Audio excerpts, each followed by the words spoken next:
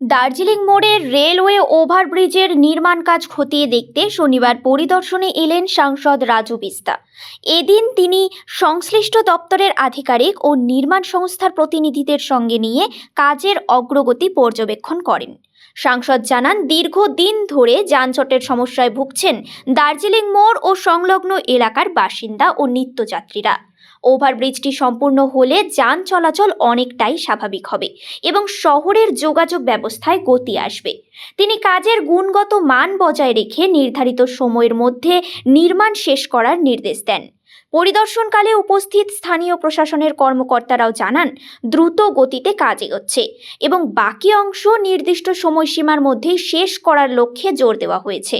উল্লেখ্য, উত্তরবঙ্গের গুরুত্বপূর্ণ প্রবেশদ্বার শিলিগুড়ি শহরের ট্রাফিক চাপ কমাতে এই রেলওয়ে ওভারব্রিজটি অত্যন্ত গুরুত্বপূর্ণ প্রকল্প হিসেবে বিবেচিত হচ্ছে। मीडिया के साथियों का मैं अभिनंदन हूँ, आप सब यहाँ पे पधारे हैं और इस समय हम सब लोग दार्जिलिंग मोड़ पे बीचों बीच खड़े हैं, क्योंकि ये बालासन नदी से सेवक आर्मी कैंट तक का जो रोड है लगातार इसका काम जारी है और प्रोग्रेस बहुत अच्छा है। शायद इस रास्ते को हम इससे ज़्यादा पहले भी पूरा कर सकते थे, लेकिन आपको जानकारी में है ही ये रनिंग ट्रैफिक होते हुए जो है काम करना बड़ा कठिन रहता है। कभी भी एक दिन के लिए भी यातायात को रोका नहीं।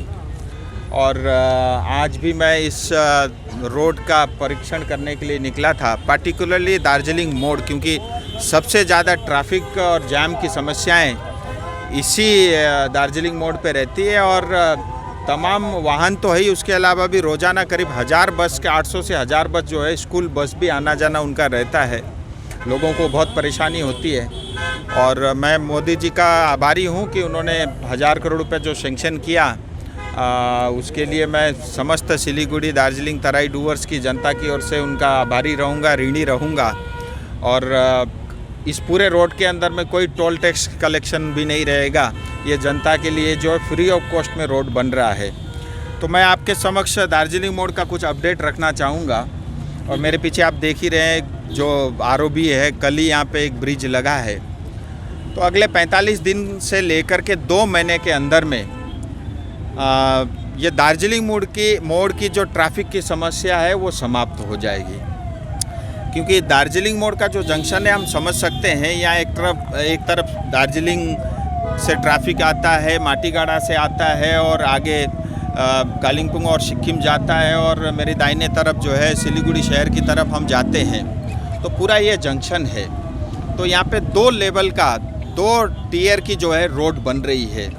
एक रोड वो है जो माटीगाड़ा से जो आती है, वो सेम लेवल पे जो ऑलरेडी जो एग्जिस्टिंग रोड है उसी के लेवल पे इस तरह के 2 ब्रिज रहेंगे। 4 लेन का यहाँ पे रोड बनेगा और जिसकी हाइट जो है ज़मीन से लेकर के यहाँ तक करीब जो है 10 मीटर के आसपास रहेगी। उसके ऊपर से आएगा, यानी उसकी हाइट करीब 17 साढ़े 17 मीटर की रहेगी। तो एक हिसाब से 2 जो है दार्जिलिंग मोड़ को क्रॉस करने के लिए 2 लेवल की सड़क बनेगी। एक 10 मीटर की लेवल पे एलिवेटेड और एक जो है 17.5 मीटर की लेवल पे बनेगा। और जो दार्जिलिंग की तरफ से जो ट्रैफिक आता है उसको यहाँ के जंक्शन में बाकी ट्रैफिक के साथ उसको जूझना नहीं पड़ेगा। जो दार्जिलिंग की तरफ से पहाड़ से जो ट्रैफिक आएगी वो सीमलेसली यहाँ से जो है आगे जो है चंपासरी सालूगढ़ा की तरफ जाने के लिए उसको जो है 16 मीटर का उसको जो है जगह मिलेगी। तो मतलब इंजीनियरिंग का बहुत ही आधुनिक टेक्नोलॉजी को उपयोग करते हुए और क्वालिटी का पूरा ध्यान रखा गया है कि जो भी सड़क बने वो उच्च क्वालिटी का बने। इस बात को ध्यान में रखते हुए सभी इंजीनियर, ठेकेदार और सभी हमारे NHPWD के सभी अधिकारी लोग लगे हुए हैं। और जो है मुझे पूरा विश्वास है अगले 45 दिन से 2 महीने के अंदर जो मेन ट्रैफिक का जो समस्या था उससे हमें मुक्ति मिलेगी और पूरा जो सड़क है, एलिवेटेड रोड है, वो अगले साल मार्च तक बन करके पब्लिक के लिए रेडी हो जाएगा। लेकिन अगले 2 महीने के बाद इस पूरी सड़क के अंदर में जो ट्रैफिक की जो मेन समस्या रहती थी उससे लगभग जो 80% हम सबको मुक्ति मिल जाएगी। यही अपडेट आपके समक्ष जो है जनता को रखना था। आप सबका बहुत बहुत धन्यवाद। दादा, तृणमूल से बार बार अभियोग किया जाता है कि बीजेपी यहाँ पे काम नहीं कर रहा है। देखो, टीएमसी तो बर्दवान रोड का जो फ्लाईओवर 10 साल हो गया और उसमें भी 42 करोड़ रुपया CRIF केंद्र सरकार का फंड दिया, तो गौतम देव जी 10 साल में तो और 1 किलोमीटर से भी कम का जो है वो ROB ओवरब्रिज नहीं बना सके, तो वो हमको जो है ज्ञान दे। मुझे लगता है ये उचित नहीं है। आपके सामने है कि बीजेपी सरकार क्या कर रही है या आपका सांसद क्या कर रहा है, और ये एलिवेटेड रोड बहुत तेज़ी के साथ दिन प्रतिदिन काम चल रहा है बगैर ट्रैफिक को रोके। बर्दवान रोड में तो आप फ्लाईओवर में नहीं चढ़ सकते, लेकिन यहाँ तो बगैर ट्रैफिक को रोके रनिंग ट्रैफिक के बावजूद भी जो है लगातार तेज़ गति के साथ काम चल रहा है। और गौतम जी जिस देरी की बात कर रहे होंगे, क्योंकि कुछ ज़मीन जो है उनको हैंडओवर करना था, उसमें करीब करीब 1 साल उन्होंने ज़्यादा लिया।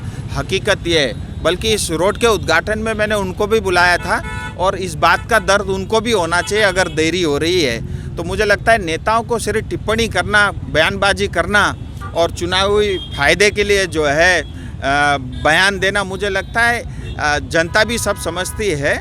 और कौन धरातल में जो है जनता के लिए काम करना चाहता है, कौन हवा मिठाई जो है बांटना चाहता है, ये सिलीगुड़ी की जनता ने बहुत लंबे समय से देखा है। और जहाँ तक गौतम देव का सवाल है, मुझे लगता है उनको तो ना ही बोलना ज़्यादा अच्छा है, क्योंकि आपका करीब करीब 40 साल से ज़्यादा राजनीतिक कैरियर में आपने सिलीगुड़ी को कुछ नहीं दिया, बल्कि CPM के समय थोड़ा बहुत काम हुआ वो अशोक भट्टाचार्य जी की देन है। इन दिनों में लगातार मैं प्रधानमंत्री जी से मिला, गृह मंत्री जी से मिला, वित्त मंत्री से मिला। प्रधानमंत्री जी से मैंने तमाम जो 60,000 करोड़ के काम चल रहे हैं उसका पूरा अपडेट दिया और उनको मैं धन्यवाद भी दिया जनता की तरफ से। और 1987 के बाद आज दार्जिलिंग पहाड़ में कोई भी प्रधानमंत्री, देश का प्रधानमंत्री नहीं आया, तो इस बार मैंने विशेष उनसे आग्रह किया है कि इस बार जो है दार्जिलिंग पहाड़ में भी प्रधानमंत्री के नाते आए। तो उन्होंने कहा है कि वो ज़रूर जो है प्रयास करेंगे और मुझे लगता है जल्दी हमारे बीच प्रधानमंत्री जी पहाड़ में भी आएंगे। और बाकी जो क्षेत्र की अन्य जो समस्याओं के समाधान के लिए केंद्र सरकार लगी हुई है, आकांक्षाओं को पूर्ति करने के लिए, उन सभी बातों के बारे में भी बात की। गृह मंत्री जी से भी बात किया। फिर वित्त मंत्री जी से मैं मिला था। कुछ सिलीगुड़ी के कुछ इश्यूज थे, जितने भी यहाँ पे जो है कुछ इलीगल कारोबार हो रहा है, उन सब विषयों में भी चर्चा हुई। और विशेष करके चाय बागान को लेकर के वित्त मंत्री जी से मैंने निवेदन किया है कि केंद्र सरकार ने 1000 करोड़ का बजट 2023-24 के बजट में आवंटन किया था, आप सबकी जानकारी में भी है। और टीएमसी सरकार बार बार ये कहती है कि वो 1000 करोड़ रुपये केंद्र ने नहीं दिया। मैं आपके माध्यम से फिर सार्वजनिक को जानकारी करना चाहूँगा। 1000 करोड़ में से करीब 600 करोड़ रुपये आसाम को दिया गया और उन्होंने श्रमिक, विशेष करके महिलाओं और बच्चों के उत्थान के लिए उन्होंने उपयोग भी कर लिया और अतिरिक्त फंड का वो डिमांड भी कर रहे हैं। 350 से 400 करोड़ रुपया पश्चिम बंगाल को दिया था, लेकिन पश्चिम बंगाल सरकार ने आज भी उस फंड को नहीं यूज़ किया और ना ही श्रमिकों को दिया, क्योंकि टीएमसी को, ममता दीदी को ये डर है कि हर श्रमिक के खाते में 10,000 रुपये पहुँच जाएगा। तो मुझे लगता है मोदी जी पॉपुलर होंगे, इस बात का डर होगा, लेकिन मोदी जी ऑलरेडी देश भर में लोकप्रिय है। मुझे लगता है श्रमिक का पैसा नहीं मारना चाहिए।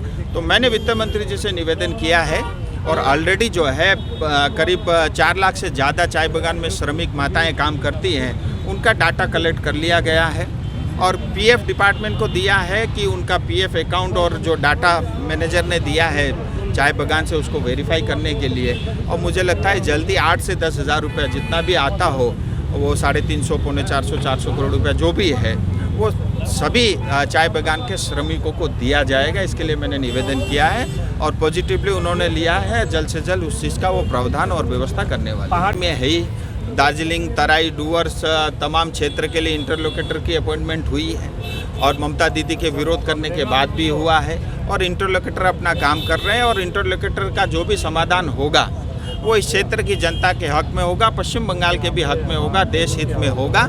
और मुझे लगता है इस क्षेत्र को बहुत लंबे समय तक उपेक्षा की गई और इस क्षेत्र को भी अन्य देश भर में जिन क्षेत्र को न्याय मिला वो समान न्याय की अपेक्षा हम भी रखते हैं। है।